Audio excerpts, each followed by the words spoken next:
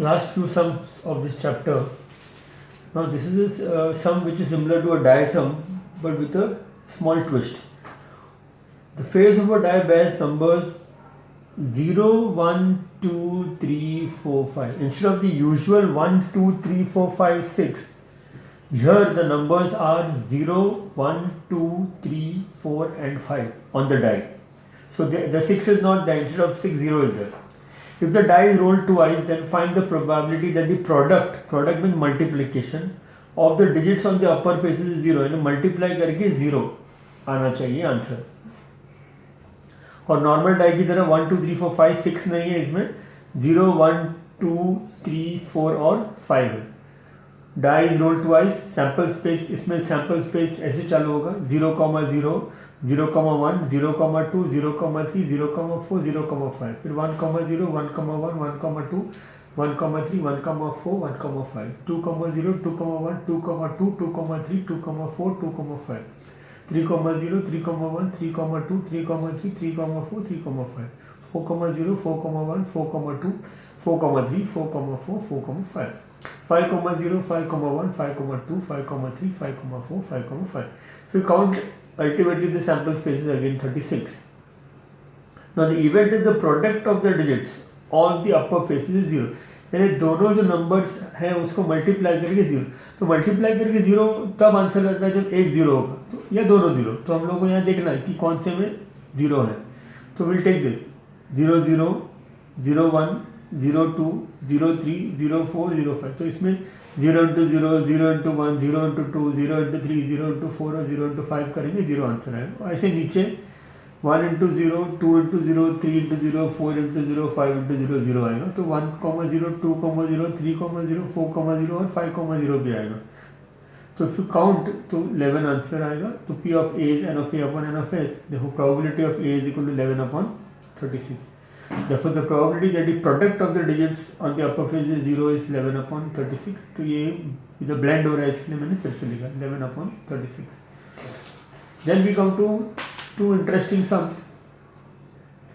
One is, this is the 9th sum from the exercise. Problem set. Interesting sum, diagram based. So these are for diagram based probability, but they are easy. So in this generally you don't have sample space like normal sample space. It's a different type of sum, different approach.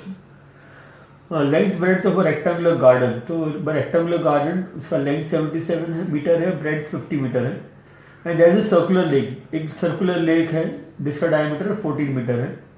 Due to wind a towel from a terrace of a nearby building fell into the garden. यानी wind आया तो उससे बाजू के building में से towel उड़ा और उड़ के वो गार्डन में गिरा. Now find the probability that of the event that it fail in the lake. यानी कि क्या चांसेस है कि वो टॉवल लेक में गिरेगा. तो एकदम सिंपल है. इसमें क्या, ऐसे शब्द में क्या करने का, पहले area of the rectangle find out करने का, फिर area of the circle find out करने का, और area of circle upon area of rectangle is the answer. तो area of rectangle find out करने के लिए रेक्टेंगल का लेंथ 77 है, ब्रेड्थ 50 है. तो 77 इंटू 50 3850 स्क्वायर मीटर. फिर डायमीटर ऑफ द लेक 14 है, तो रेडियस उसका आएगा 14/7. और एरिया ऑफ सर्कल का फॉर्मूला पाई आर स्क्वायर है, तो 22/7 इंटू 7 इंटू 7 करेंगे, एक 7 कट हुआ, 154 स्क्वायर मीटर है.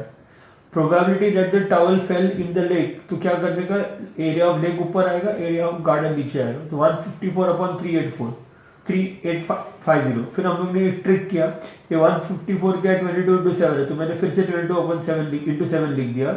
और 3850 कैसे मिला था, 77 इंटू 50, तो मैंने वापस 77 इंटू 50 कर दिया. फिर 22 11 2 11 7 जा 7 7 जा कट हुआ, और 2 25 जा 50, तो 1/25. The probability that the towel fail in the lake is 1/25. इससे टेक्स्ट बुक के सम्स हो गए. अब एक एक्स्ट्रा सम मैं अपना दे रहा हूँ. ये सेम ऑलमोस्ट सिमिलर सम है कि एक रेक्टेंगुलर रीजन है, उसमें लेक है, लेकिन इसमें हम लोग ने लेंथ रेक्टेंगल रीजन का दिया है, ब्रेड्थ दिया है, और ये 6 किलोमीटर दिया है, ये 2 किलोमीटर. लेक के बारे में कुछ दिया नहीं, तो खाली इसमें एक्स्ट्रा क्या है कि तुमको लेक का लेंथ और ब्रेड्थ ढूंढना पड़ेगा. तो पहले रेक्टेंगुलर रीजन का a missing helicopter reported to have crashed in the rectangular region. What is the probability that it crashed inside the lake? क्या chances है कि वो लेक में गिरा होगा? तो रेक्टेंगुलर रीजन का लेंथ 9 है, ब्रेड 4.5 है, तो एरिया लेंथ इंटू ब्रेड करके मैंने ढूंढ के रखा है। और लेक का लेंथ ढूंढने के लिए ये पूरे 9 में से ये 6 सब्ट्रैक्ट करेंगे तो लेक का लेंथ 3 किलोमीटर आएगा। और उसका ब्रेड ये 4.5 में से 2 सब्ट्रैक्ट करेंगे तो ये 2.5 किलोमीटर आएगा, इतना part.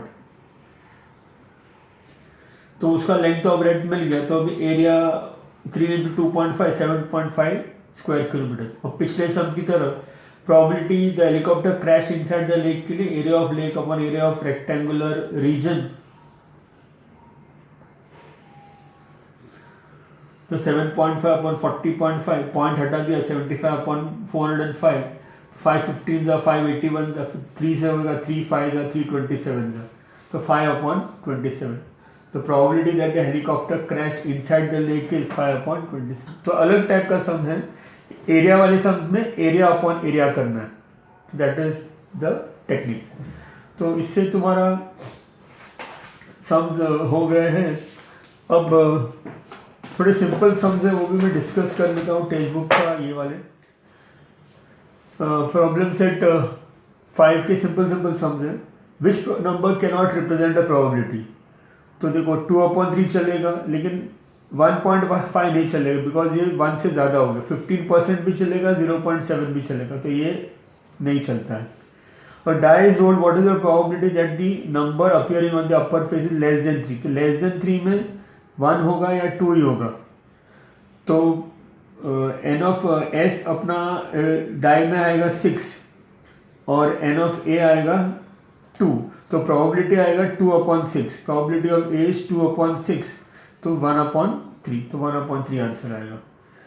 Probability of the event that the number chosen from 1 to 100 is a prime number. तो 1 to 100 में 25 प्राइम नंबर्स हैं, और तो तुम्हारा एन ऑफ ए 25 आएगा और एन ऑफ एस 100 आएगा बिकॉज 100 नंबर है 1 to 100 में। 25/100 करेंगे तो 1/4 आएगा। 40 cards in a bag, each bears a number from 1 to 40. One card is drawn at random. What is the probability that a card bears a number which is a multiple of 5? तो 1 to 5 के बीच में 5, 10, 15, 20, 25, 30, 35, 40, तो ये 8 possibility हैं और total cards 40 हैं, तो 8/40, तो ये 1/5 आएगा। अब ये जो सम है जिसमें पहले से प्रोबेबिलिटी दिया है और n of A upon n of S, तो प्रोबेबिलिटी 1/5 है, एन ऑफ ए 2 है और एन ऑफ एस फाइंड करना है। तो क्रॉस मल्टीप्लाई करेंगे तो n of S is equal to 10 आएगा, क्रॉस मल्टीप्लाई। तो ये तो फिल इन द ब्लैंक्स का क्वेश्चन है, फिर से बाद में डिस्कस कर सकते हैं। ये लास्ट वाला भी इजी है। John, Wasim, Akash are practising the ball drop in the basket. Probability of John, Wasim, Akash का सब दिया हुआ है, तो क्या करो सबको फ्रैक्शन को डेसिमल में फाइंड आउट करो। तो 4/5 को डिवाइड करेंगे तो 0.8 आएगा और 58/100 करेंगे तो ये 0.58 आएगा। तो सबसे ज़्यादा परसेंटेज ये है, ये 0.8 है ना, 0.80 हो गया, तो 0.83 इज द हाईएस्ट। तो इसके लिए who has the greatest probability, तो Wasim has the greatest probability of success. तो ये सिर्फ इसे डिस्कस किया है, फिर से बाद में कर लेंगे, ऑब्जेक्टिव्स है। तो इससे क्या होता है कि पूरा चैप्टर हो गया। ये तुम लोग होमवर्क एक्टिविटी होमवर्क में कर लो, होमवर्क और भी सम रहेंगे होमवर्क में, लेकिन इतना इससे तुम्हारा ये चैप्टर हो गया है प्रोबेबिलिटी। अब नेक्स्ट चैप्टर हम लोग, ये 8 मार्क्स का चैप्टर है बोर्ड में, और नेक्स्ट चैप्टर हम लोग करने वाले हैं linear equation in 2 variable. 12 marks का वेटेज है इसका, 12 मार्क्स।